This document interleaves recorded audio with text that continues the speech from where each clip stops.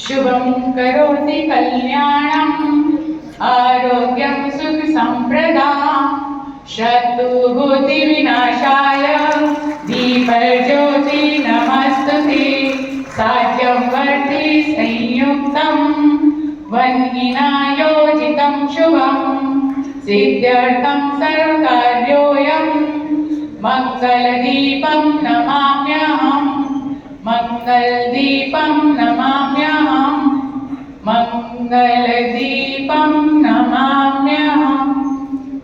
एक बार जोरदार तालियों के साथ आइए स्वागत करते हैं। आज के इस समारोह में ज्ञान का ये दीप प्रज्वलित हो चुका है और हम यही विश्वास करते हैं कि सभी के दिलों से अज्ञान रूपी अंधकार को निकालकर ज्ञान रूपी प्रकाश आलोकित होता है। बहुत सारी बधाइयां, शुभकामनाएं। शिक्षा है तो हम हैं और सफलता की मंजिल शिक्षा के रास्ते से ही प्राप्त की जाती है। बहुत बहुत धन्यवाद हमारे समस्त माननीय गणमान्य अतिथिगण। दीप प्रज्वलन से ही कार्यक्रम का शुभारंभ। अतिथि देवो भव, भारतीय संस्कृति भारतीय परंपरा जो हमें ये बताती है कि हम अतिथियों का स्वागत अभिनंदन वंदन पुष्पों के माध्यम से करते हैं, जिसके लिए अनुरोध करते हुए हमारे अपर मुख्य सचिव बेसिक एवं माध्यमिक शिक्षा एवं विद्युत मंत्री श्री दीपक कुमार जी के अपने कर कमलों से पुष्पों के माध्यम से अभिनंदन वंदन स्वागत परम आदरणीय माननीय बेसिक शिक्षा मंत्री उत्तर श्री सतदेव सिंह जी का पुष्पों के माध्यम से स्वागत के लिए हमारे अपर मुख्य सचिव श्री दीपक कुमार जी अनुरोध करते हुए एक बार जोरदार तालियों के साथ स्वागत। और हमारे महानिदेशक स्कूल शिक्षा प्राथमिक एवं माध्यमिक शिक्षा उत्तर प्रदेश श्री विजय किरण आनंद जी के अपने कार्यक्रमों से अपर मुख्य सचिव बेसिक एवं माध्यमिक शिक्षा एवं वित्तीय श्री दीपक कुमार जी का अभिनंदन करना स्वागत। निदेशक SERT और अभिनंदन करते हुए हमारे जीवन जी का और हमारे निदेशक दीप प्रज्वलन से कार्यक्रम का शुभारंभ अतिथियों के अभिनंदन वंदन पुष्पों के माध्यम से कार्यक्रम का हमारा आगाज।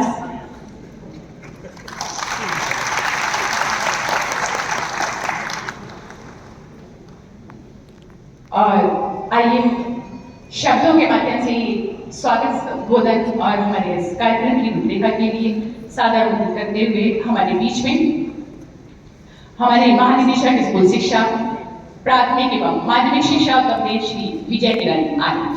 एक बार जोरदार तालियों के साथ अभिनंदन करते हैं।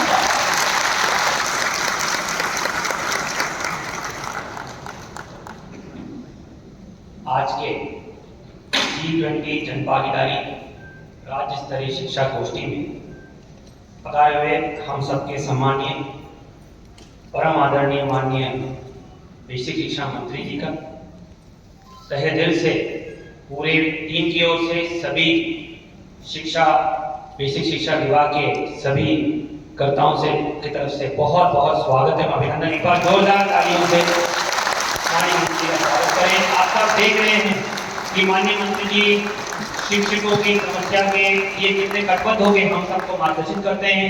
फील्ड में सभी जनपदों में लगातार भ्रमण करके फील्ड के जो ऑब्जर्वेशन है उसको अंगीकार करने के लिए हम लोगों को प्रेरित करते हैं और इस महत्वपूर्ण अभियान में महासंग्राम में स्वयं आगे रह के अपना नेतृत्व प्रदान करें, जिसके लिए हम तहे दिल से आपका आभार प्रकट करते हैं। इसके साथ ही मैं हमारे परम आदरणीय अपर मुख्य सचिव महोदय दीपक सर का बहुत बहुत स्वागत करते हैं। सर का जो व्यक्तित्व है, जो सहजता है और जो गतिशील नेतृत्व है, जो डायनामिक लीडरशिप है, उसी का नतीजा रहा है कि पिछले 2 साल में हम नए आयाम नए पड़ाव की ओर अग्रसर हो रहे हैं। उनके नेतृत्व के कारण जो अभिनव प्रयास हो रहे हैं उसके लिए भी हम जितना भी अभिनंदन करें उतना कम रहेगा। आज मंच पर हमारे शिक्षा क्षेत्र के जिसको हम सितारे मानते हैं, हमारे दीप सर, आप सबके बीच में हमारे सौभाग्य का विषय है। हम आभारी हैं सर, आपने हमारे लिए समय निकाला और आपके जो करियर है, आपका जीवन है, शिक्षा के प्रति समर्पित रहा है, जो हम सबके लिए बहुत प्रेरणादायक है। जब भी कोई शिक्षा क्षेत्र की बात होती है, कोई गोष्ठी होती है, आपके बिना अधूरा रहता है। बहुत बहुत आपके इतने साल के संघर्ष के लिए और जो आपने इतनी बड़ी योजना की है, आपके संस्था के माध्यम से इतने राज्यों में आप अपना बहुमूल्य योगदान दे रहे हैं सर, उसके लिए हम बहुत बहुत आभारी हैं। आज हमारी पूरी टीम, हमारे साथी अधिकारीगण, एससीईआरटी डायरेक्टर और सभी साथी अधिकारी यहाँ पे उपस्थित हैं, परियोजना के अधिकारी उपस्थित हैं, उनका भी मैं तहे दिल से स्वागत करता हूँ। आज हमारे स्टेट में योगदान दे रहे हमारे सभी पार्टनर संस्थाओं के मुख्य प्रबंधकगण, सभी सम्मानित लोगगण आए हैं, उनका भी मैं स्वागत करता हूं और इस मौके का फायदा उठाते हुए यूपी में कार्य करने के लिए, चुनने के लिए और या अपने प्रयासों को यहाँ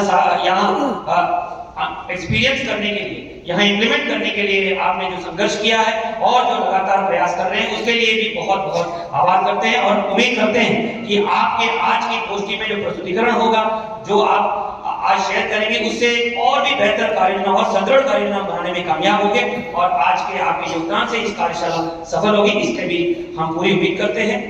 और सबसे महत्वपूर्ण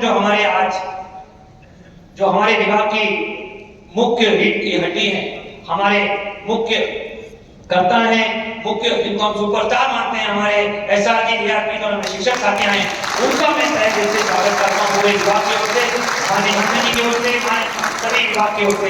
ये आपकी उपस्थिति हमारे लिए आज प्रेरणादायक है और आपका जनपदों में जाके आप संदेश देंगे इस गोष्ठी का, उसके निश्चित रूप से बहुत बड़ा प्रभाव पड़ेगा और हमारी योजना में और गति आएगी, इस अभियान में और गति आएगी।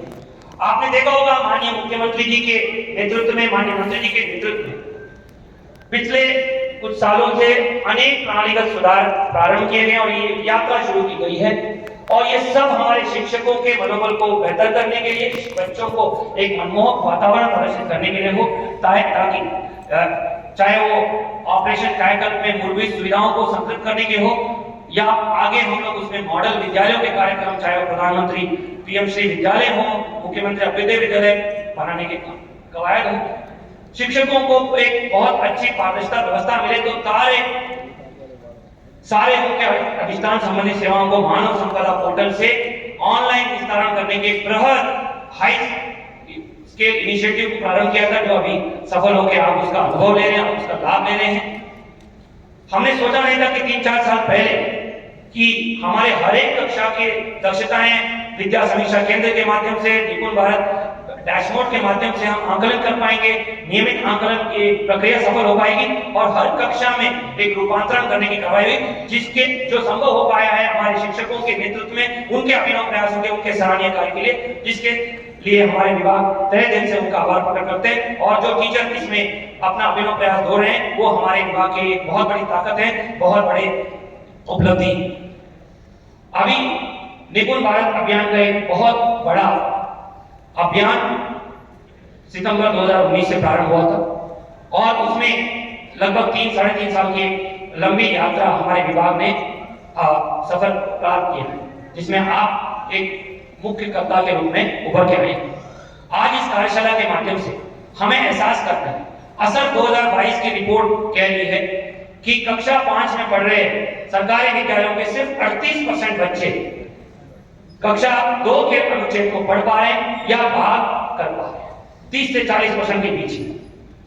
आप देख रहे होंगे कि हम लोगों ने अनेक प्रणालीगत सुधारों में से सबसे महत्वपूर्ण कक्षाओं के रूपांतर और कक्षाओं की पद्धतियों को सुधारने का और कक्षाओं में बच्चों छात्र केंद्रित कक्षाओं को संचालित करने का और टीचर और बच्चों के बीच में आत्मीय संबंध सृजित करने का, स्थापित करने का एक महासंग्राम है और इसीलिए ये बुनियादी दक्षताएं और गणितीय दक्षताओं को प्राप्त करने का एक अभियान चल रहा है, जो राष्ट्रीय शिक्षा नीति के मुख्य घटक है।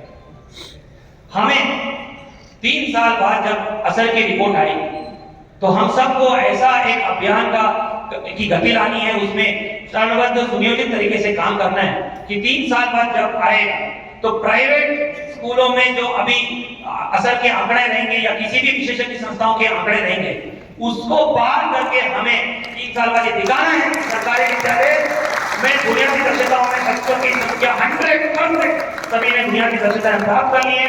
कोई भी चाहे वो धारा प्रवाह की बात हो, ओरल रीडिंग फ्लुएंसी की बात हो, रीडिंग कॉम्प्रिहेंशन की बात हो, कि एक अनुच्छेद को पढ़ के उसमें तब समेत सवालों का जवाब बच्चे दे पा रहे हैं। जो रॉट लर्निंग की एक प्रथा बनी हुई है, एक सामूहिक दोहराव की प्रभाव बना हुआ है, उसको खत्म करके बच्चों को परिवेश से जोड़ने की पढ़ाई कराना, कक्षाओं को जीवंत करना, कक्षाओं को एक मनमोहक बनाना, अभिभावकों को उसमें जोड़ना, इस तरह के वातावरण हमें बनाना है ताकि बच्चे आगे जाके कौशल विकास और उच्च शिक्षा की ओर अग्रसर हो सकें और अपने सपनों को पूरा कर पाएं। ये जरूरी है। 3 साल बाद जो असर की रिपोर्ट आएगी, यह स्थापित होना चाहिए कि उत्तर प्रदेश $1 ट्रिलियन बनाने के लिए तैयार है, 1 ट्रिलियन की अर्थव्यवस्था बनाने के लिए तैयार है। उत्तर प्रदेश सभी सामाजिक स्तरों में, आर्थिक स्तरों में उत्कृष्ट अपना प्रदर्शन देने को तैयार है और उसका नींव हमारे बच्चे, हमारी कक्षाएं हैं और हमारे शिक्षक साथी हैं। ये एक सपने को जो माननीय मुख्यमंत्री जी ने, जो माननीय मंत्री जी ने और ईसी सर ने हमें जो विजन दिया है, हमें जो परिकल्पना दी है, उसको साकार करने के लिए हम लोग को संकल्पित होकर करना है। तो सिर्फ 3 चीजों पे मैं फोकस करूंगा कि इस कार्यशाला में हम लोग इसको एक दृढ़ संकल्प लें और इन 3 चीजों को कक्षाओं में उतारने के लिए पूरा प्रयास करके अपने अपने प्रभाव क्षेत्र में, अपने अपने अधिकार क्षेत्र में इसको जन अभियान के रूप में करें। आप में से कितने लोग ये मानते हैं कि संदर्शिका और निर्देशिका के आधार पर स्ट्रक्चर्ड पेडागॉजी, सुनियोजित पाठ्यक्रम हम चला लें और नियमित रूप से इसको चला लें और जितने प्रशिक्षण आपको दिए गए, जितने डिजिटल कंटेंट आपको दिया गया, उन सबको अगर कक्षा में लागू कर देंगे तो 1 से 2 साल के भीतर हर बच्चे को हम निपुण बना पाएंगे। कितने लोग ये विश्वास करते हैं? संदर्शिका को अपना समर्थन देते हैं। संदर्शिका अच्छा है, निर्देशिका अच्छा है, इससे पढ़ा लेंगे तो हम विजयी हो जाएंगे। तो बस इसी पे आपको फोकस करना है। हम लोग यहाँ पे तो फोकस कर ही रहे हैं। सभी हमारे मुख्य जो इसमें नेतृत्व प्रदान करता है, सभी इस पे वार्ता कर ही रहे हैं, लेकिन हमारे मुख्य संवाददाता, हमारे मुख्य नेतृत्वकर्ता आप हैं। कब हर स्तर पर इसको जन आंदोलन के रूप में बनाना है। गांव सोनभद्र के सबसे दुरुस्त गांव में भी ये संदेश जाना चाहिए कि स्ट्रक्चर्ड पेडागॉजी के आधार पर, संदर्शिका आधार पर बच्चे छलांग मार रहे हैं और अपनी बुनियादी दक्षताएं प्राप्त कर रहे हैं। दूसरा, नियमित आकलन, जो अभी इसके पहले के पैनल में माननीय धीर सर ने भी कहा कि तालिका जो दी गई है उसके माध्यम से आकलन, दैट स्टूडेंट और हमारे जितने भी एआरपी शिक्षक संकुल आकलन कर रहे हैं, स्पॉट असेसमेंट कर रहे हैं, उसमें नियमित रूप से आकलन हो, बच्चों के वर्तमान स्थिति और उनको आगे लेके जाने के लिए, सपने को पूरा करने के लिए हाथ बढ़ के लेके जाने वाली प्रक्रिया प्रारंभ हो और हर एक बच्चे को ध्यान केंद्रित करते हुए हम लोग पढ़ाई करा लें। नियमित आकलन को हम सफल बना सकेंगे। आप सब निपुण लक्ष्य ऐप और उसके माध्यम से school level assessment, spot assessment, sample assessment का जो डेटा है उसको अध्ययन करते हुए हर एक बच्चे को ध्यान केंद्रित करना है। गणित बहुत सिंपल है। हर एक टीचर अगर 25 बच्चों का जिम्मेदारी ले ले, स्वामित्व ले ले और संकल्प ले ले, तो उत्तर प्रदेश को निपुण प्रदेश बनाने से कोई नहीं रोक पाएगा। निपुण विद्यालय से निपुण ब्लॉक बनेगा, निपुण ब्लॉक से निपुण जनपद बनेगा और पूरा प्रदेश बनेगा। और तीसरी बात कि हर एक टीचर से हमें संवाद करना है। जो हमारे अच्छे टीचर हैं उनका मनोबल ऊंचा रखना है।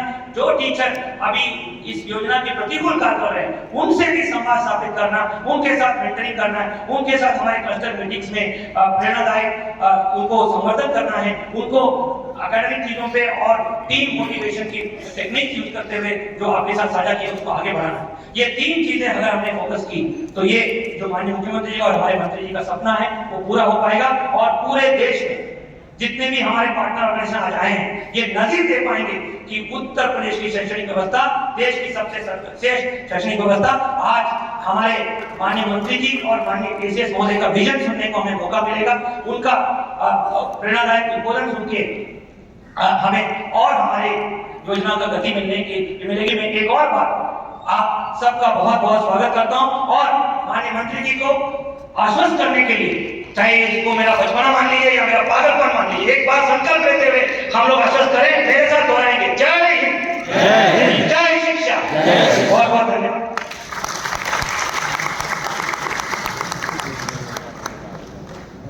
बहुत बहुत धन्यवाद। हमारे बीच में